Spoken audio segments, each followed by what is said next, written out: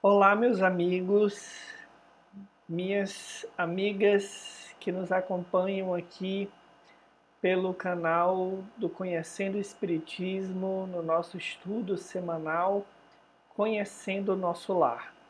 É um prazer estarmos de volta para mais um episódio do nosso estudo. Hoje vamos nos deter no capítulo 32, intitulado Notícias de Veneranda. Eu espero que todos estejam bem, claro, na medida do possível, diante de tudo que nós estamos vivendo. Desejo que o Espiritismo possa ser para nós, nesse momento, esse apoio, esse alicerce que nos ajuda a enfrentar as nossas provas um pouco mais intensas, um pouco mais duras nesse momento planetário, mas que podem nos trazer grande soma de progresso espiritual se nós soubermos aproveitá-las. E o estudo dessa obra tem sido para todos nós de grande valia para que nós possamos retirar ensinamentos, formas de ver a vida, adotarmos novas posturas, novo olhar sobre as pessoas, sobre as circunstâncias. Tem trazido, como nos fala André Luiz e Emmanuel, lá no comecinho da obra, um pouco mais de espiritualidade. Além de espiritismo, além de espiritualismo, que nós possamos estar construindo a cada novo encontro essa espiritualidade. No nosso capítulo de hoje, nós vamos ter um exercício um pouco diferente, porque esse capítulo ele nos apresenta um número muito interessante de curiosidades a respeito de alguns aspectos do mundo espiritual. Confesso a vocês que quando comecei a preparar o nosso estudo, eu achei que encontraria pouquíssimas referências sobre o eixo que o capítulo nos indica, que é, de certa forma, como é que se dá a questão da vegetação no mundo espiritual, da arquitetura no mundo espiritual. O capítulo fornece reflexões sobre a própria estética, sobre a harmonia das formas, enfim. São um conjunto de reflexões que eu diria, não é que são diferentes das que nós viemos fazendo, mas que trazem um aspecto um pouco mais cultural, de curiosidades nesse sentido, e menos de vivências morais a partir dos estudos de caso e das histórias que André Luiz nos traz. E exatamente por isso, esse capítulo se faz muito interessante, porque ele vai nos trazer perguntas, por exemplo, que vão nos ajudar a refletir sobre o gosto estético do ser humano. Será se ele permanece ativo na vida no mundo espiritual? Será se existe uma preocupação com a beleza das formas, com as cores? Será se a arquitetura, a botânica, ela continua existindo no mundo espiritual, assim como outras atividades? A partir das notícias de Veneranda, no diálogo ali entre André Luiz e Narcisa, vai então nos ser possível avaliar essas questões, somando-as e iluminando-as às referências então complementares que nós vamos trazer da Revista Espírita, do Livro dos Espíritos, da obra O Consolador, para que possamos então analisar detidamente essas questões que eu falei no nosso estudo de hoje. Então eu te convido a nos acompanhar, porque é um capítulo muito interessante e, de certa forma, bastante rico. Então vamos lá, vamos dar início ao nosso estudo. Essa cena, esse contexto da obra é aquele em que, após eles se dirigirem ali aos limites, às fronteiras de nosso lar, para acolher aquela mulher que nós vimos no capítulo passado, eles continuaram andando por aqueles campos e então Narcisa vai começar a fazer alguns esclarecimentos sobre aquela região da colônia. E ela então diz: no grande parque não há somente caminhos para umbral ou apenas cultura de vegetação destinada aos sucos alimentícios. A ministra veneranda criou planos excelentes para os nossos processos educativos. Então, nesse grande parque existem caminhos que levam a umbral e existem cultivo de vegetação destinada aos sucos alimentícios, ou seja, aqui uma primeira curiosidade. As árvores são cultivadas, como as nossas aqui, para que a partir dos frutos possam ser gerados sucos alimentícios. Tudo isso, claro, em uma matéria mais sutil. Nós estamos aprendendo com o nosso lar e aprendemos com o Espiritismo que a natureza não dá saltos. As regiões espirituais ao redor da Terra são regiões que, de certa forma, têm a presença de uma matéria, são feitas dessa matéria, mas uma matéria menos densa, mais sutil, mais fluídica que a nossa aqui, mais grosseira. Mas existem processos análogos aos da Terra, hábitos análogos aos da Terra, estrutura análogas às nossas aqui da Terra. Então, continuando Narcisa, ela vai dizer: trata-se dos salões verdes para serviço de educação. Entre as grandes fileiras das árvores, há recintos de maravilhosos contornos para as conferências dos ministros da regeneração, outros para os ministros visitantes e estudiosos em geral, reservando-se, porém, um de assinalada beleza para as conversações do governador, quando ele se digna de vir até nós. A impressão que nós vamos ter, meus amigos e minhas amigas, nesse capítulo é que nós estamos como se fosse num tour turístico.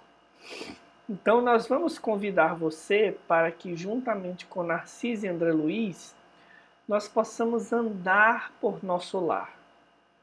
O estudo desse capítulo, ele deve proporcionar em nós uma contemplação estética e do sentimento para com as belezas que a natureza pode nos fornecer. Esse capítulo ele tem que despertar em nós essa leveza de alma a partir de um olhar diferente para a criação divina.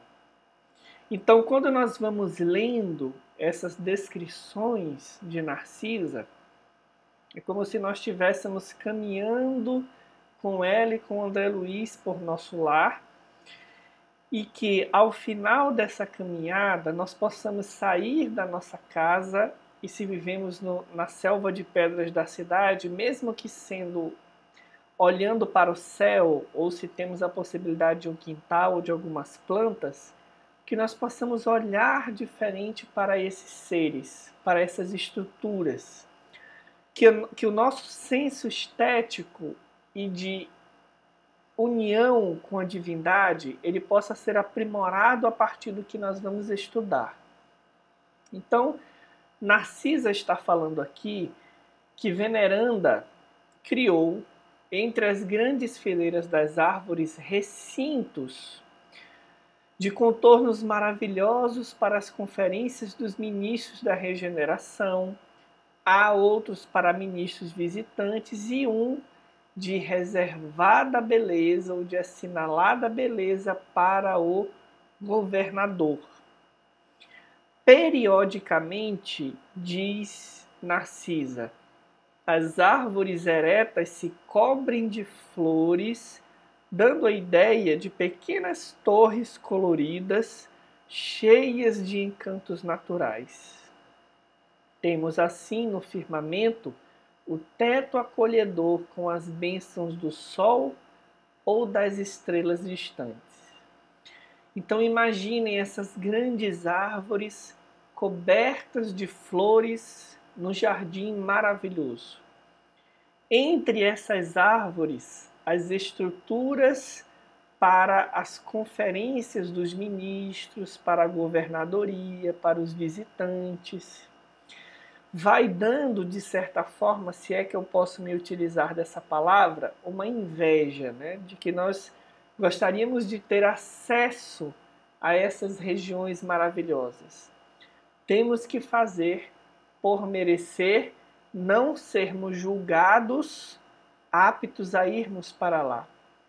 Mas temos que fazer por merecer, construirmos um mundo interior de paz, de esforço, de amorosidade, que nos permita estarmos numa faixa de vibração análoga a essas regiões quando deixarmos esse corpo físico.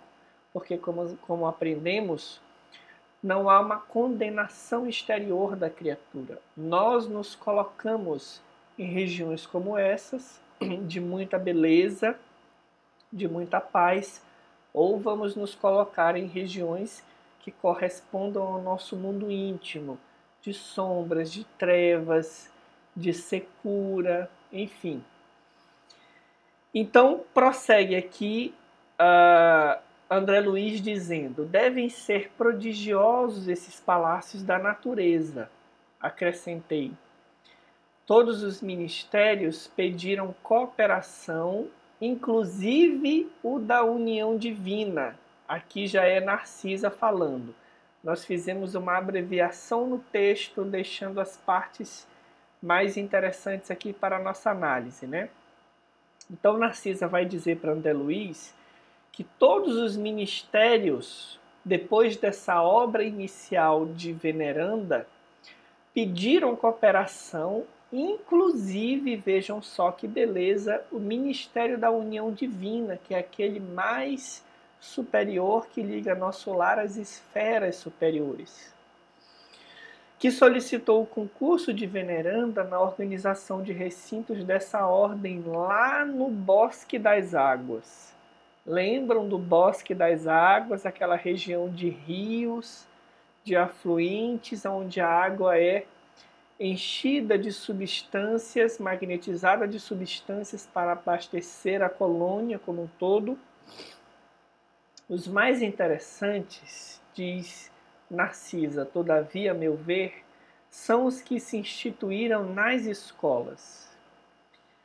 Variam nas formas e dimensões.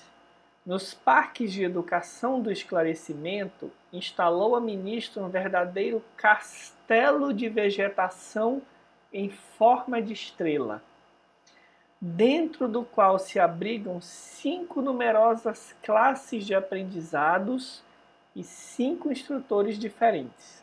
Então, em cada ponta da estrela, nós temos classes de aprendizados e instrutores diferentes, tudo isso sendo uma estrutura erguida de vegetação. Imaginem a maravilha desse lugar, a energia desse lugar. No centro, funciona um enorme aparelho destinado a demonstrações pela imagem, a maneira do cinematógrafo terrestre, com o qual é possível levar a efeito 5 projeções variadas simultaneamente. Então, para cada ponta da estrela, nós temos um quadro projetivo. Simultaneamente, cada quadro desse pode projetar uma imagem diferente. Essa iniciativa melhorou consideravelmente a cidade, unindo no mesmo esforço o serviço proveitoso à utilidade prática e a beleza espiritual. Então vamos lá. Não é o senso estético pelo senso estético. Não é o gosto pelo gosto. beirando a futilidade, como muitas vezes nós encontramos aqui na Terra. É o senso prático aliado à beleza espiritual. Não é só uma estrutura para visitação, são estruturas de trabalho ornamentadas a partir de um profundo bom gosto que reflete, como nós vamos ver na verdade, uma mentalidade afinada com Deus por parte da veneranda. E aí o André Luiz vai então dizer: valendo-me da pausa natural, interpelei. E o mobiliário dos salões?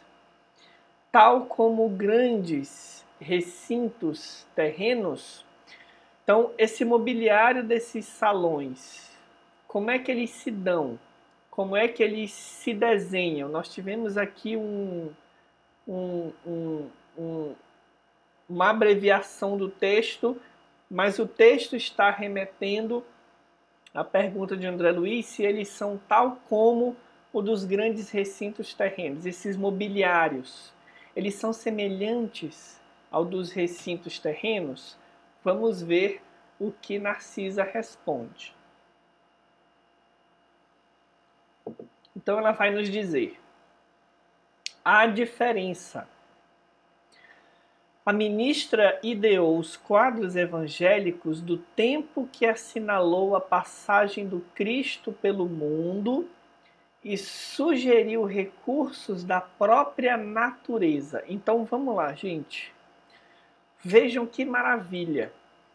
Na hora de fazer o mobiliário desses recintos, a ministra trouxe a inspiração dos quadros evangélicos que assinalam a passagem do Cristo pelo mundo, e a partir daí sugeriu que o mobiliário fosse feito com estruturas similares às da própria natureza.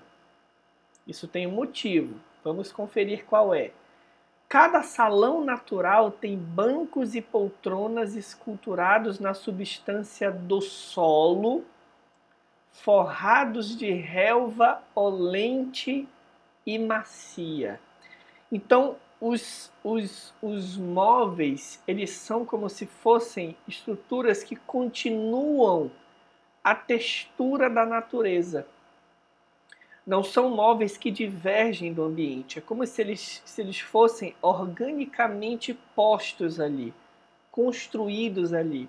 É como se eles fossem uma extensão das estruturas naturais.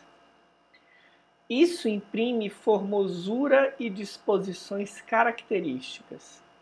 Disse a organizadora que seria justo lembrar as preleções do mestre, e aqui é o motivo, pelos quais os móveis seguem as estruturas naturais. Disse a organizadora veneranda que seria justo lembrar as preleções do mestre em plena praia, quando de suas divinas excursões junto ao Tiberíades. E dessa recordação surgiu o empreendimento do mobiliário natural. Então Jesus falava na natureza, cercado de natureza. Então o veneranda quis que aqueles espaços de aprendizado de cunho evangélico-moral pudessem ser destinados a uma inspiração que remetesse às estruturas naturais de quando Jesus falava à multidão na natureza. Daí os móveis, o mobiliário dessas estruturas educativas serem como se fossem estruturas orgânicas, que tivessem uma ascendência natural, que não soassem artificial. A essa altura, interrompeu-me a bondosa enfermeira, mas, identificando meu interesse silencioso, prosseguiu.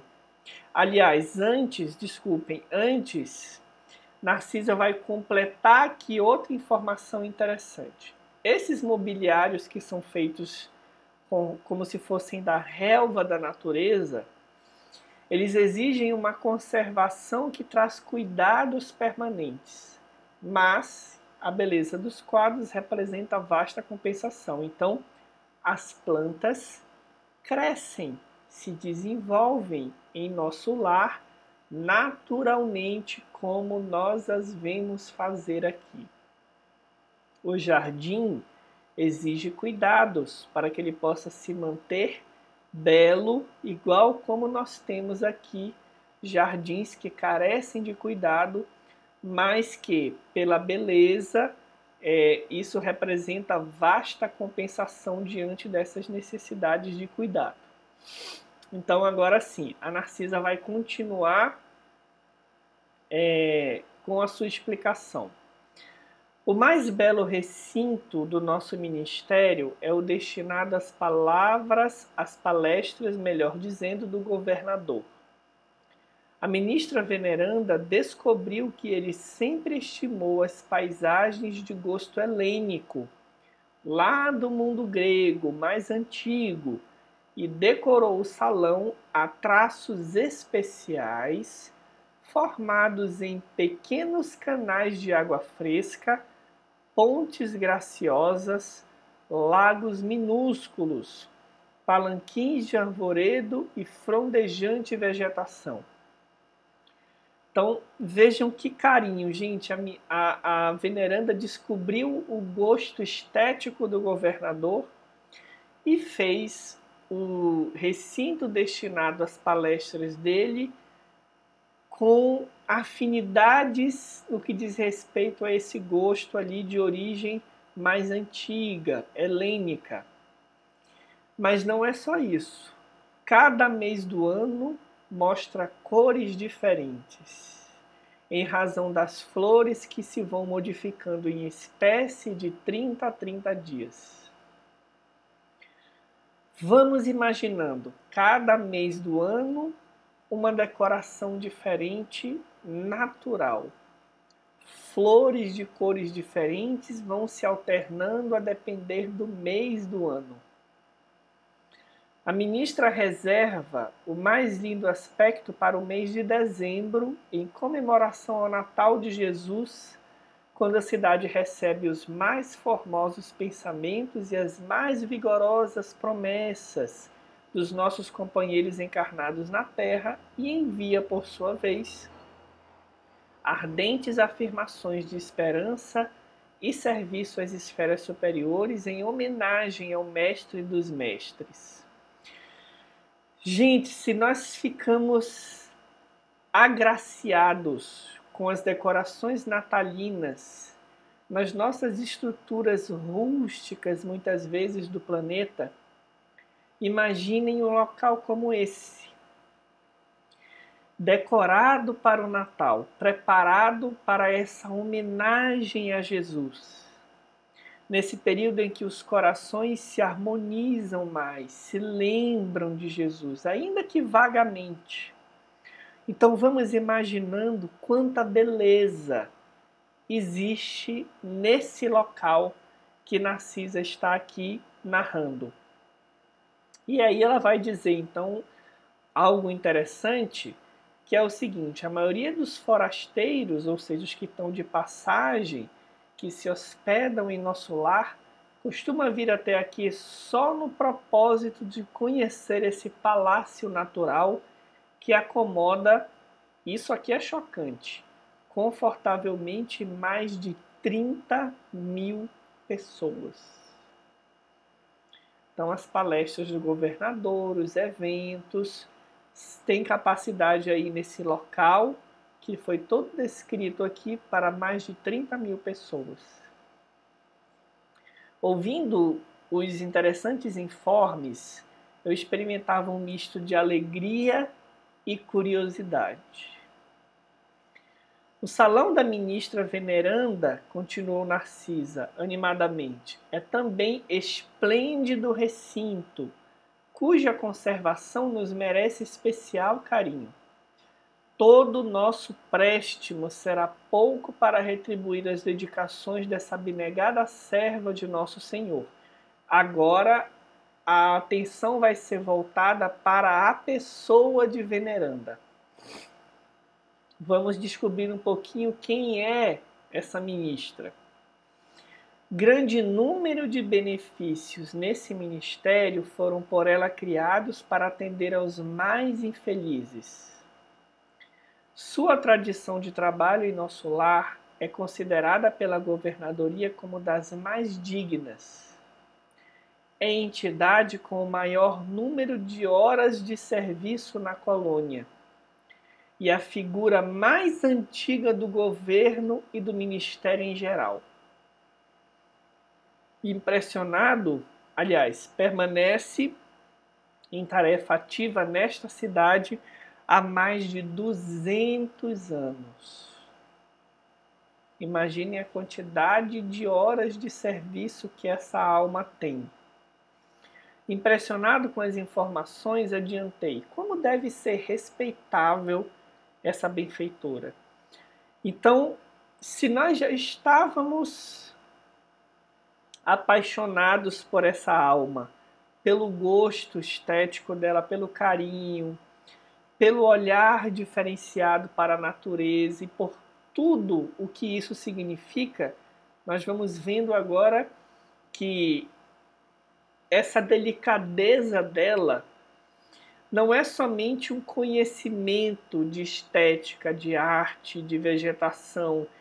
Essa delicadeza, ela tem como alicerce uma alma profundamente conectada com Deus, que sente a necessidade de servir a Jesus por tanto tempo seguido em nosso lar. E aí nós vamos entendendo que o desenvolvimento das habilidades do espírito imortal, elas vão se conjugando.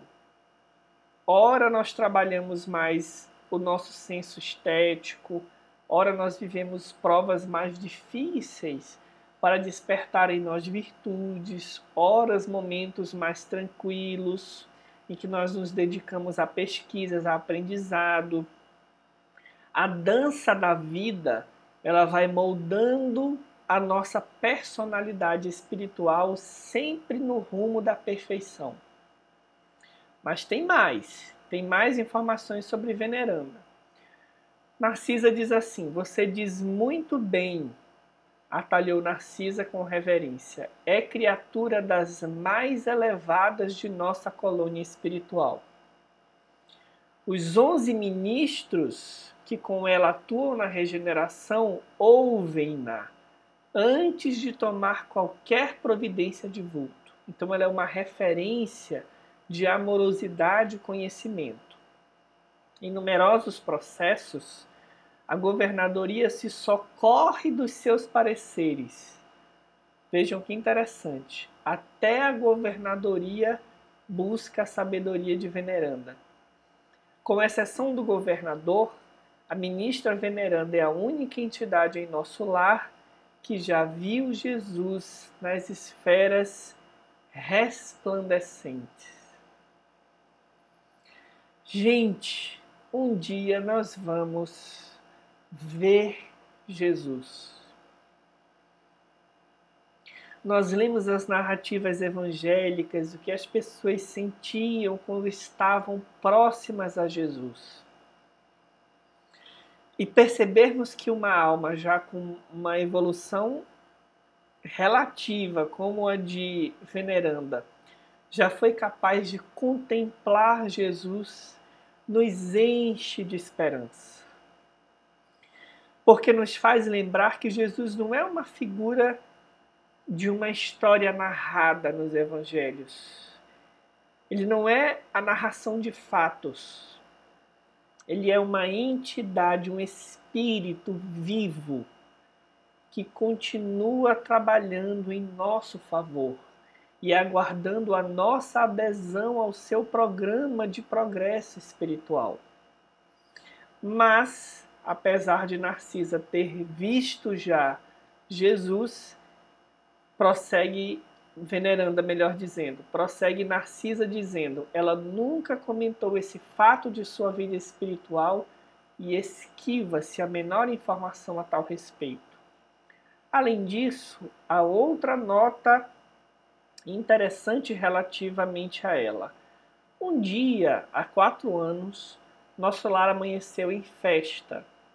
As fraternidades da luz que regem os destinos cristãos da América, vejam só, o conjunto de espíritos que regem os destinos cristãos da América homenagearam Veneranda, conferindo-lhe a medalha do mérito de serviço.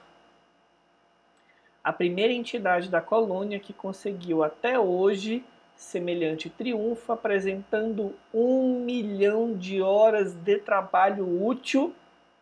Não é só o tempo, atenção, 1 milhão de horas de trabalho útil, sem interromper, sem reclamar e sem esmorecer.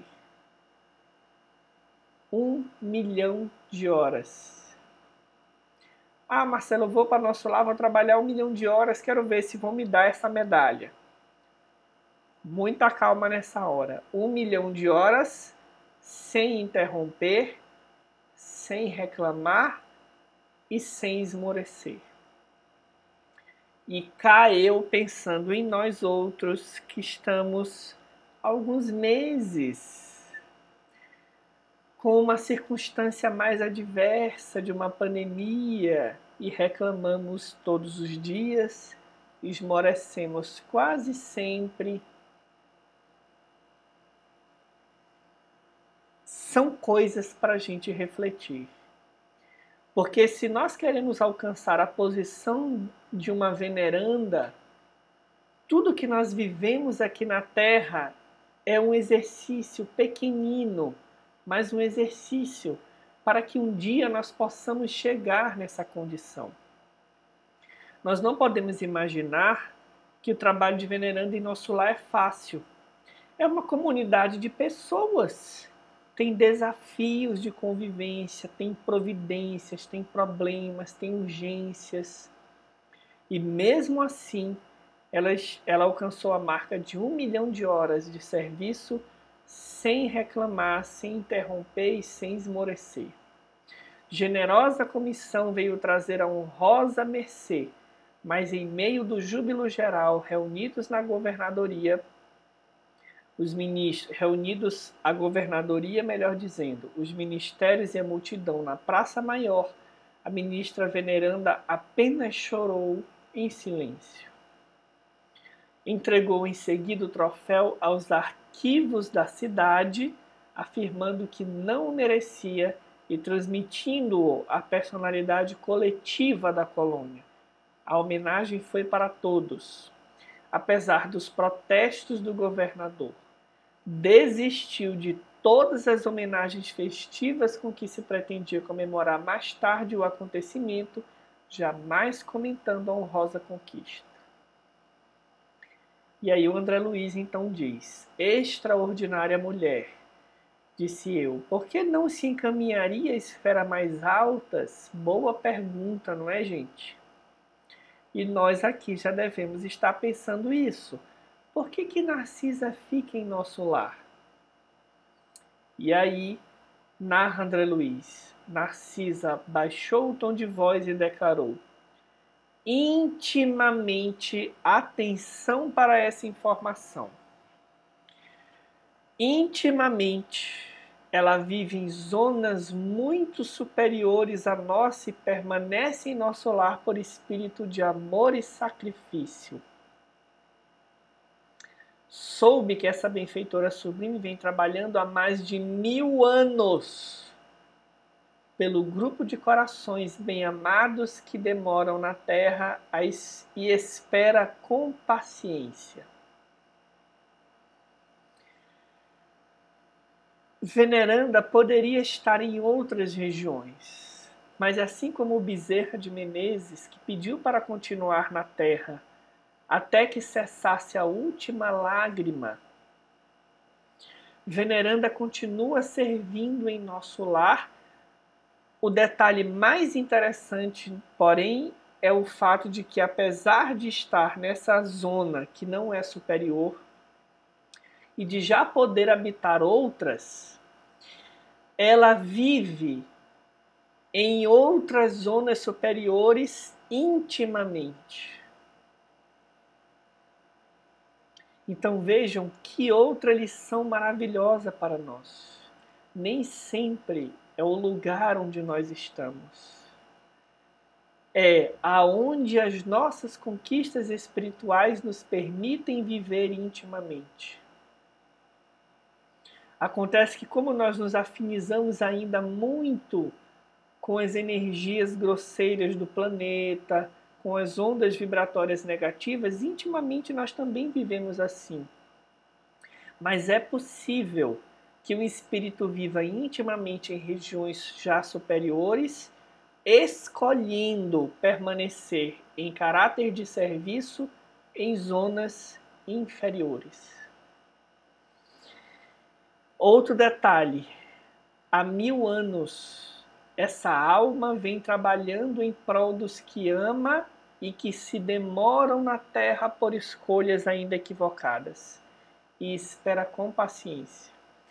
Agora, enquanto espera, ela não somente deseja que eles retornem ou que eles alcancem, melhor dizendo, essa condição superior. Ela espera, trabalha por eles e trabalha pela coletividade. Porque talvez nós ficássemos tão atribulados, aguardando os nossos amores, que não iríamos querer nem trabalhar. Mas nós vamos aprendendo, estamos aprendendo com o nosso lar, que a melhor forma de ajudar os que nós amamos é trabalhando, é fazendo bem. Como poderei conhecê-la? Perguntei impressionado. Narcisa, que parecia alegrar-se com meu interesse, explicou satisfeita. Amanhã, tardinha, após as preces, a ministra virá ao salão a fim de esclarecer alguns aprendizes sobre o pensamento. Aqui eu fui tomado de um desejo profundo de assistir essa palestra, né? Mas tudo bem, vamos lá. Vamos analisar então algumas informações a respeito de tudo o que nós ouvimos. Vejam só. Primeiro de tudo, na questão 591 do Livro dos Espíritos, pergunta-se o seguinte: nos mundos superiores, as plantas são como os outros seres nos mundos superiores, as plantas são com os outros seres de natureza mais perfeita? Kardec pergunta isso porque ele já tinha o conhecimento de que conforme a espiritualização, as formas vão se tornando mais sutis, mais perfeitas. Então ele direciona essa pergunta para as plantas. E aí então os espíritos respondem: tudo é mais perfeito. Mas as plantas são sempre plantas, como os animais são sempre animais e os homens sempre homens. Existe uma nota de rodapé na tradução feita pelo Herculano Pires. E ele nos traz alguns esclarecimentos importantes sobre essa resposta. Ele diz assim: algumas pessoas fazem desta resposta uma negação da continuidade evolutiva das coisas e dos seres. Como quem dissesse assim: se as plantas são sempre plantas, os animais são sempre animais e os homens são sempre homens, então nada evolui. Só que explica muito bem o Herculano. O leitor deve considerar que a resposta se refere à condição dos mundos superiores, onde há plantas, animais e homens, como nos mundos inferiores, mas em escala avançada. Então nós temos a passagem do princípio inteligente pelos 3 reinos, como nós vamos estudar lá no Livro dos Espíritos: mineral, vegetal, animal, princípio inteligente, espiritualiza-se, torna-se espírito e assim vai. Só que esse processo existe nos mundos superiores, mas em escala avançada, diz Herculano. A palavra sempre, as plantas são sempre plantas e assim vai, não é empregada aí no sentido de eternidade, o que seria contrariar os princípios espíritas, a lei de progresso. Quer dizer apenas que os três reinos existem sempre e em todos os mundos aqui referidos. Importantíssima essa explicação. Então, sim, nos mundos superiores as plantas têm outras formas mais perfeitas e ainda mais sutis. Primeiro ponto que nós trouxemos. Na obra O Consolador, agora sobre a questão do senso estético, que é muito apurado em Veneranda, como nós vimos, pergunta-se ao Emmanuel, na pergunta 161, aliás, isso, 161, que é a arte? E Emmanuel diz, ela significa a mais profunda exteriorização do ideal, a divina manifestação desse mais além que polariza as esperanças da alma. A partir dessa definição, eu confesso para vocês que eu fico até arrepiado de ouvir isso. Nós vamos imaginando mais ainda a beleza da alma que é veneranda. Vejam só, a arte é a divina manifestação desse mais além que polariza as esperanças da alma. O artista verdadeiro é sempre o médium das belezas eternas.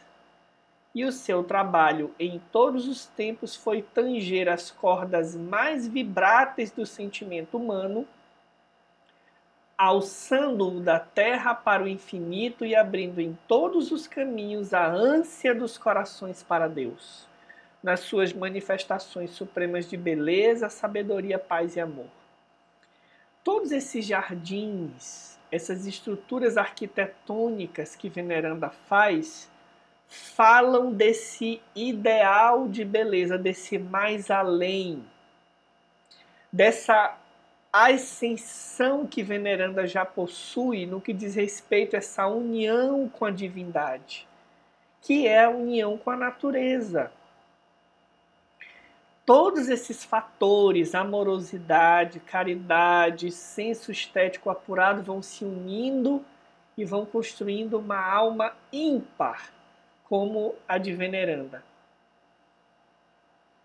Então, Veneranda, quando constrói essas estruturas, aproveitando-nos aqui das palavras de Emmanuel, ela promove a contemplação que aqueles que ali chegam vão ter e, de certa forma, alça esses corações da terra para o infinito, abrindo a ânsia dos corações para Deus nas suas manifestações supremas de beleza, sabedoria, paz e amor. Então a gente fica assim embevecido com essa narrativa, com essa explicação, melhor dizendo, do Emmanuel, porque ela nos ajuda a entender o que está por trás de toda essa sabedoria, de todo esse senso estético, esse gosto apurado da ministra. Não é só arte pela arte. É arte aliada à amorosidade, à conquista de virtudes, à união com Deus, com as leis divinas, que ela expressa essa grandiosidade da sua alma, materializando essas construções. Na questão 168, pergunta-se a Emmanuel: os espíritos desencarnados cuidam igualmente dos valores artísticos no plano invisível para os homens? E aí Emmanuel responde: Temos de convir que todas as expressões de arte na Terra representam traços de espiritualidade, muitas vezes estranhos à vida no planeta. Temos de convir que todas as expressões de arte na Terra representam traços de espiritualidade, muitas vezes estranhos à vida do planeta. Os artistas, especialmente quando inspirados pelos espíritos desencarnados, claro, eles trazem rudimentos de beleza que a Terra ainda não tinha entrado em contato. São estranhos à vida do planeta, na expressão de Emmanuel. Através dessa realidade, podereis reconhecer que a arte, em qualquer de suas formas puras, constitui objeto da atenção carinhosa dos invisíveis, com possibilidades outras que o artista do mundo está muito longe de imaginar. Então, a arte no mundo espiritual tem facetas que os artistas encarnados estão longe de conseguir imaginar. No além, é com seu concurso que se reformam os sentimentos mais impiedosos. Olha só o papel aí desse senso estético aliado à amorosidade. É com o concurso deles que se reformam os sentimentos mais impiedosos, predispondo as entidades infelizes às experiências expiatórias e purificadoras. Predispõe esses espíritos mais renitentes no mal a um recomeço. E é crescendo nos seus domínios de perfeição e de beleza que a alma evolve para Deus, enriquecendo-se nas suas sublimes maravilhas. Então nós estamos aprendendo que a arte, ela tem essa função de espiritualidade, de contemplação, mas também de ação no bem. A arte como ferramenta para tocar os corações. E é isso que a obra de Veneranda faz em nosso lar. Aquelas estruturas que estão ali inspiram os espíritos para que o pensamento se eleve. As energias que estão ali, que falam dessa caminhada de Veneranda, em todos esses sentidos que nós estamos aqui descobrindo, elas impregnam os espíritos de paz, de amor. Então vejam quanta coisa nós espíritos temos para aprimorar. Para terminarmos, eu gostaria de trazer como último ponto do nosso estudo 2 trechos que estão, um na Revista Espírita de março de 1858 e outro na Revista Espírita de agosto de 1858. Esses trechos, eles falam de como essas estruturas de beleza e vegetação, por exemplo, são em Júpiter. Esse trecho da Revista Espírita, de março, de agosto e há outros, vocês podem pesquisar, por exemplo, ali na Wikipedia, é uma fonte de pesquisa fabulosa, organizada pelo nosso companheiro Cosme Massi. Eu recomendo Wikipedia. Wikipedia, desculpem, é a pesquisa comum. Kardecpedia. Na Kardecpedia vocês vão descobrir ali todo o acesso às obras básicas, as revistas espíritas que foram confeccionadas por Kardec. Tudo aquilo que Kardec produziu em vários idiomas está lá na Kardecpedia. Kardecpedia se escreve, né?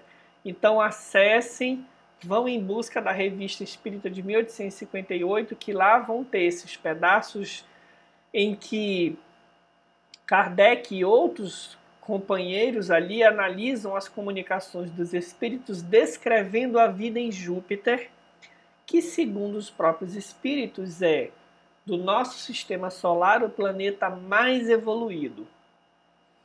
Então, nós vamos ler lá o seguinte: da narração desses espíritos, uns retratam personagens, animais, cenas da vida privada. Só que, diz-nos Kardec, os mais admiráveis, entretanto, são os que representam habitações,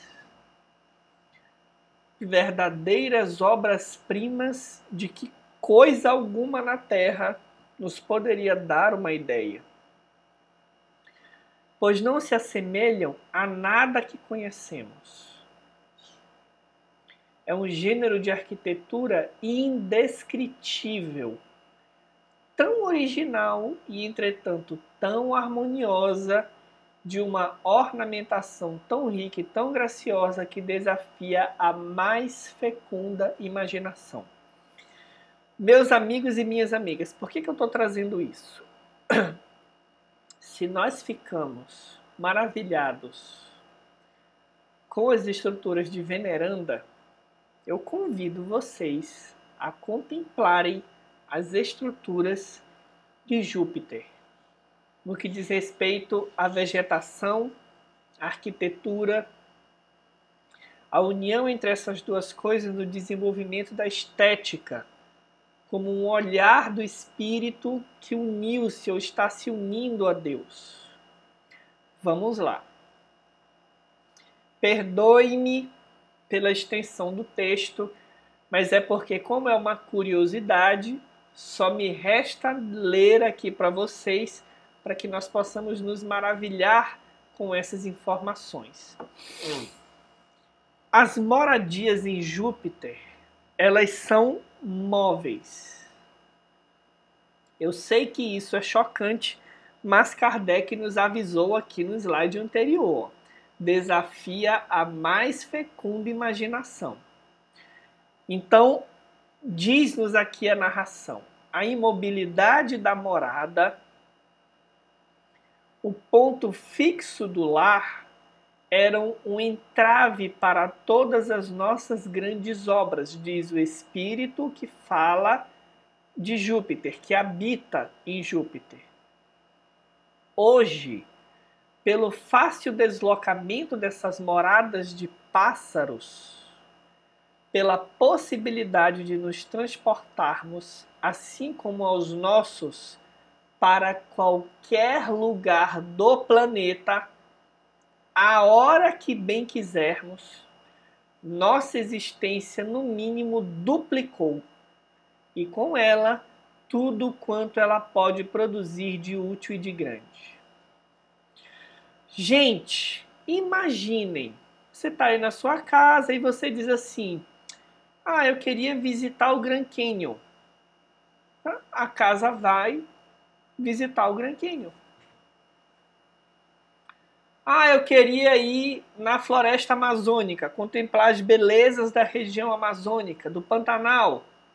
A casa vai, todo mundo, visitar a região amazônica. Ah, queria ir nos Alpes, na Europa, nas regiões, na savana africana. Enfim, tantos lugares maravilhosos do planeta, a casa vai para esse lugar. Imaginemos a maravilha de habitar um planeta desse. Eu diria que, apesar de no primeiro momento isso causar estranheza, é natural se nós imaginarmos que num planeta onde as formas materiais não são rígidas, a possibilidade disso acontecer. O próprio Espírito diz, o ponto fixo do lar era um entrave para todas as nossas grandes obras.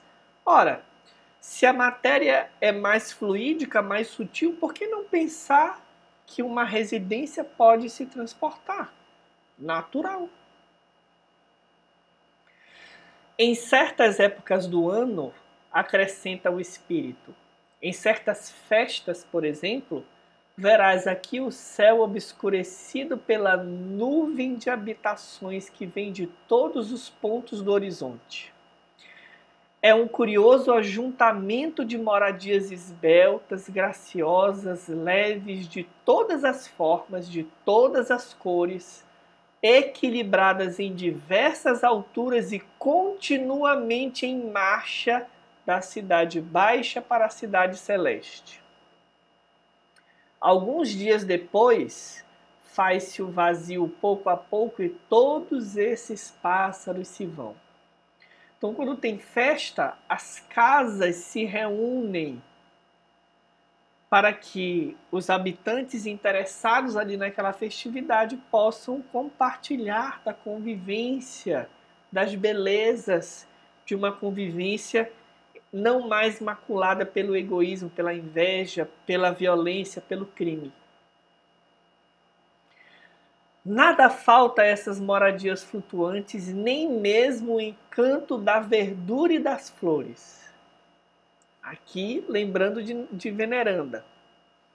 Falo de uma vegetação sem similar entre vós, de plantas e até de arbustos que, pela natureza de seus órgãos, vivem, respiram, alimentam-se e reproduzem-se no ar.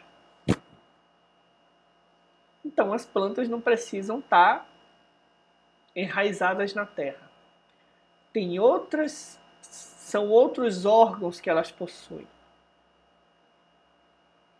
Resposta do Livro dos Espíritos: as plantas em mundos superiores têm formas superiores. Diz ainda o mesmo Espírito: temos esses tufos de flores enormes cujas formas e nuances nem podeis imaginar, e de uma textura tão delicada que as torna quase transparentes. Balouçando-se no ar, onde largas folhas as sustêm, providas de gavinhas semelhantes às da videira, reúnem-se em nuvens de 1000 tons, ou se dispersam ao sabor do vento e oferecem um espetáculo encantador aos transeuntes da cidade baixa.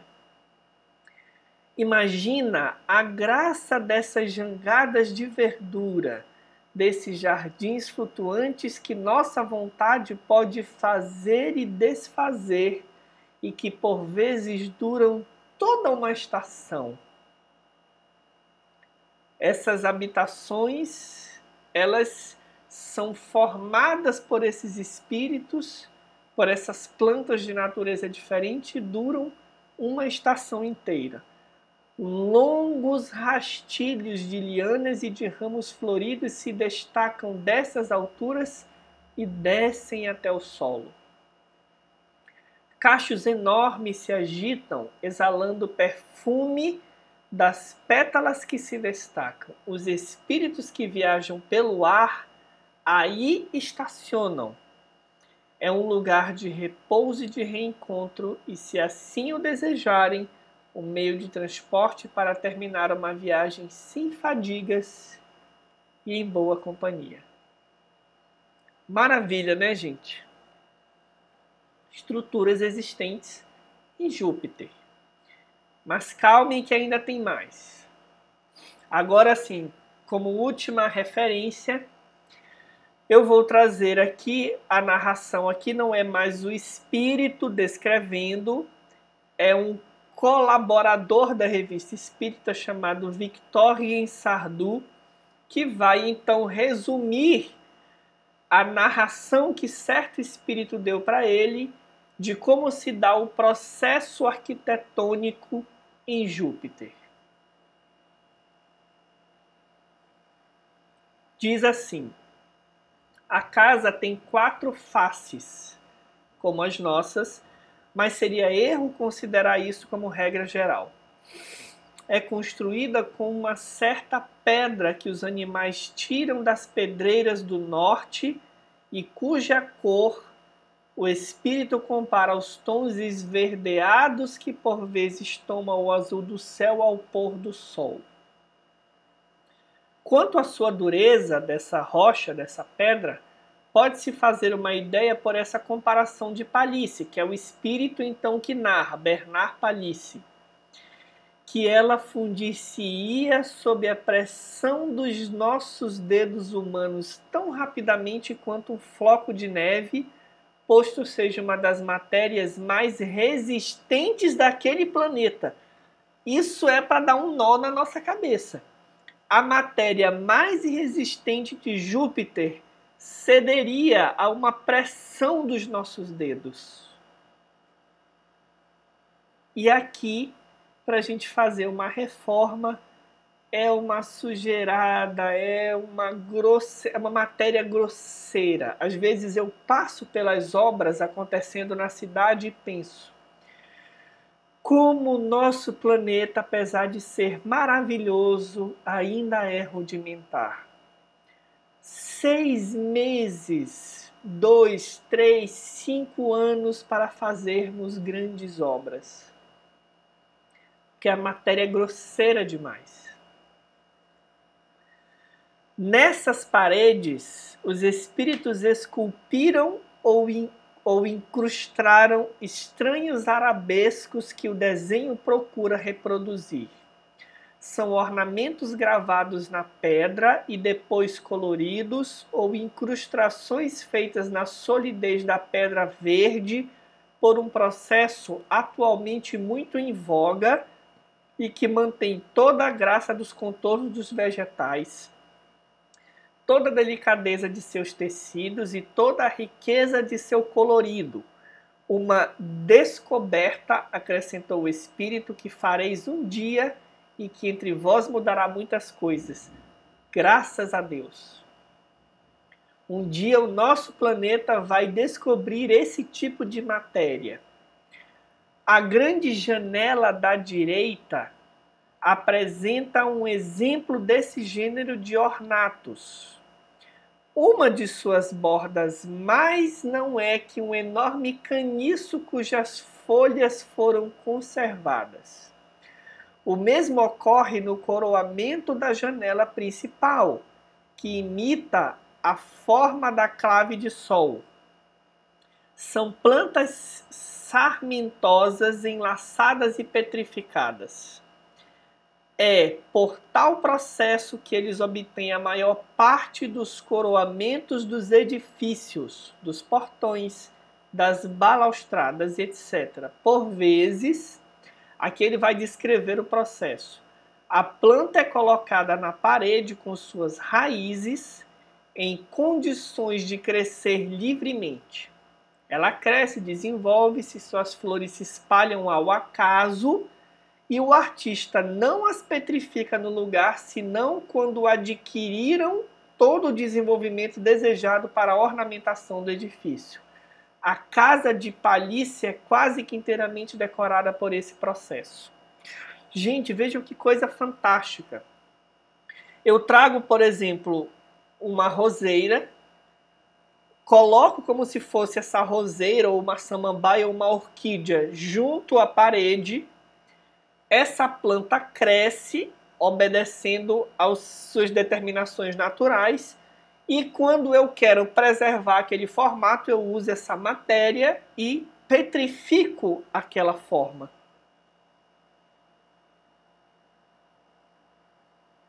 Vejam que fantástico, que fabuloso. Os mundos onde a matéria é mais sutil, como as possibilidades se abrem. E aí, a gente se lembra, por exemplo, da passagem evangélica que Jesus ali no ato da prisão, da sua prisão, em que Pedro tira a espada e corta a orelha do soldado, Jesus pega o pedaço da orelha do soldado e cola, manipulando a matéria dessa outra forma. Então, meus amigos, minhas amigas, tudo isso não é só para despertar a nossa curiosidade, porque é um exercício legal também a gente fazer essas descobertas. Mas assim como a obra de veneranda serve aos espíritos na inspiração no trabalho do bem, a gente quis trazer esses relatos para que a gente possa se inspirar primeiro a contemplar as maravilhas do nosso planeta, no estágio em que nós estamos, mas ao mesmo tempo entendermos que na condição de espíritos que podemos habitar qualquer morada se fizermos por merecer, nós podemos evoluir espiritualmente, conquistando virtudes, conhecimento e desenvolvermos o nosso senso estético, que é, segundo o olhar do Emmanuel, uma movimentação da alma na união com o divino, com as belezas da divindade que nós expressamos a partir da arte. Por exemplo, na arquitetura, como veneranda e como nós estamos vendo aqui em Júpiter. Nós não podemos imaginar o que nos aguarda de beleza, de alegria, de felicidade, de contemplação, de trabalho, de amorosidade, conforme nós formos avançando no progresso espiritual. A gente não faz nem ideia das belezas e das possibilidades que nos aguardam. A despeito disso, amemos o nosso planeta. Então, o convite que eu vou deixar para você agora é que, terminando esse estudo, desligando o computador, você possa, dentro da tua casa, olhar uma planta, uma forma, ou abrir a janela, se no teu apartamento não tem nada de natural, e contemplar uma árvore, ou o céu, e se inspirar como espírito imortal para galgar essas etapas de beleza, de amor, de virtude, de estética, amando o que nós já temos, porque a Terra é um planeta fabuloso e Jesus amava a natureza. Então é uma condição que nós vamos atingir ou um ponto que nós podemos nos elevar pelo pensamento. Esse é o nosso convite com o capítulo de hoje. Que Jesus nos abençoe, que Ele nos inspire, que esse capítulo tenha trazido para a gente uma leveza, uma alegria, que nós possamos ouvir boas músicas, consumir boa arte, bons filmes, que tragam essa presença do divino nas nossas almas. E que mesmo em meio à pandemia, há muito de belo para se olhar. Há muito de belo para se contemplar e para se inspirar a vencermos esses dias difíceis. Que Deus nos abençoe, que essa semana que se inicia possa ser de trabalho, de oportunidades, de realização e de muita inspiração. Um abraço a todos e até o nosso próximo estudo no sábado seguinte. Deixem aí, já ia esquecendo, as sugestões de perguntas, de temas, as impressões de vocês, que a gente vai usar tudo isso na nossa live no primeiro sábado de abril. Fiquem com Deus e até o próximo sábado.